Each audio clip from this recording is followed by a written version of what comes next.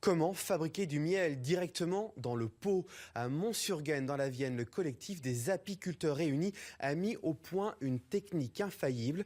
Les abeilles travaillent directement dans les pots pour une raison bien particulière. Leur production est destinée au service hospitalier. Sophie Gou, Antoine Morel.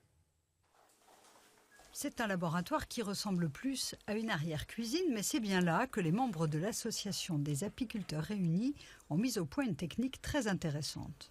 Vous apercevez les alvéoles qui sont en forme de V, c'est parce que le miel qui est liquide, il coulerait.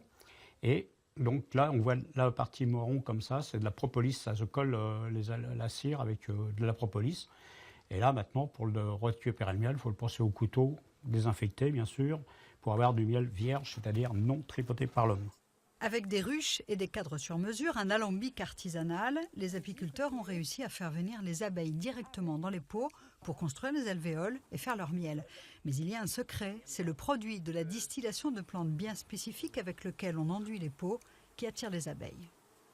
Le problème, c'est de trouver la plante qui est adéquate, qui les attire. On n'attire pas les mouches avec du vinaigre. Bon, là, c'est pareil, le tout, c'était de trouver l'herbe qu'on allait distiller pour pouvoir avoir un jus qui aide les abeilles à faire.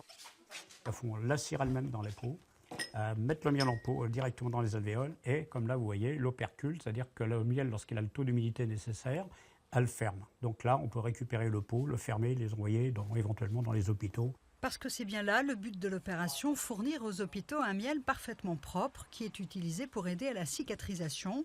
Le CHRU de Limoges se sert du miel depuis des années, notamment en chirurgie viscérale. Les apiculteurs réunis ont d'ailleurs déposé un brevet pour protéger leur invention.